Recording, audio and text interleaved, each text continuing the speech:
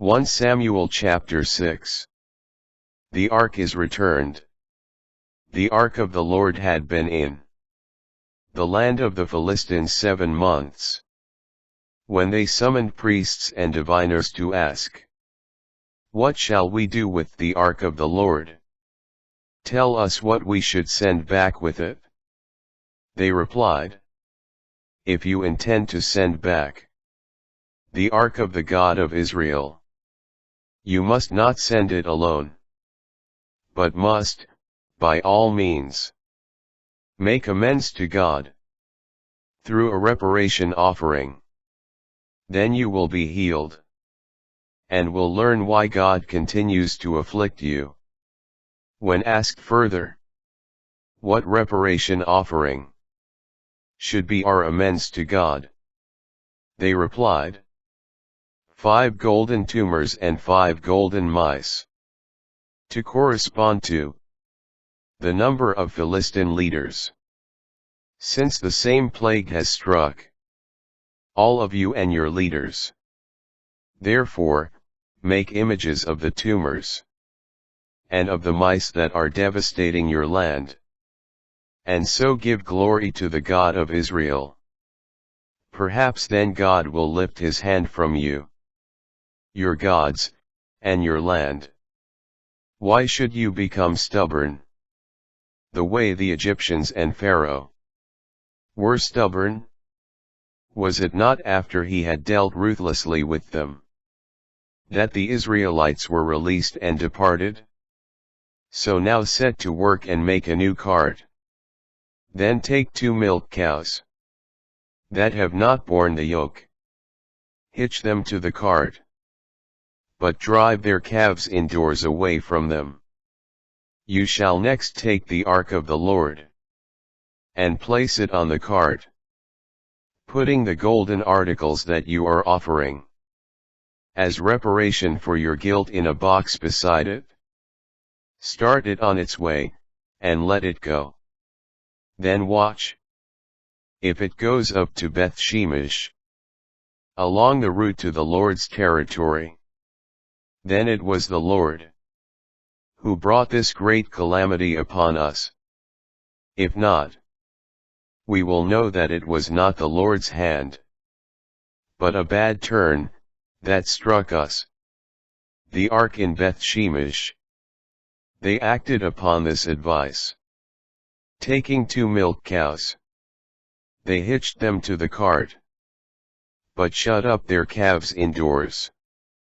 Then they placed the ark of the Lord on the cart, along with the box containing the golden mice and the images of the tumors.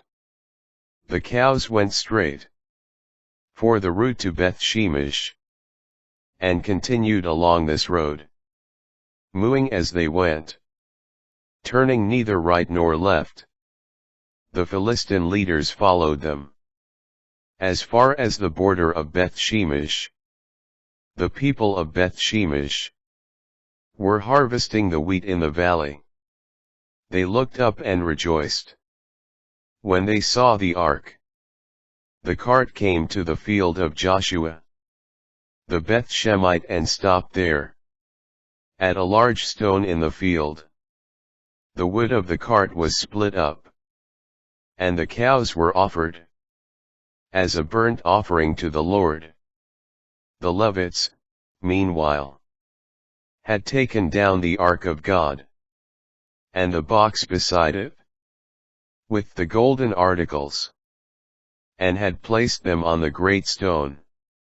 The people of Beth Shemesh also offered other burnt offerings and sacrifices to the Lord that day. After witnessing this, the 5 Philistine leaders returned to Ekron the same day.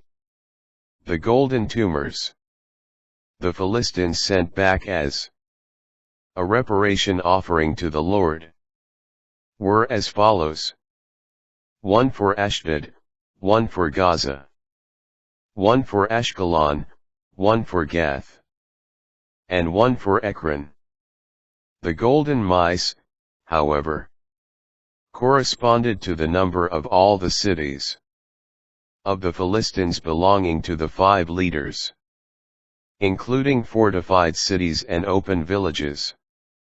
The large stone on which the ark of the Lord was placed is still in the field of Joshua, the Beth Shemite at the present time.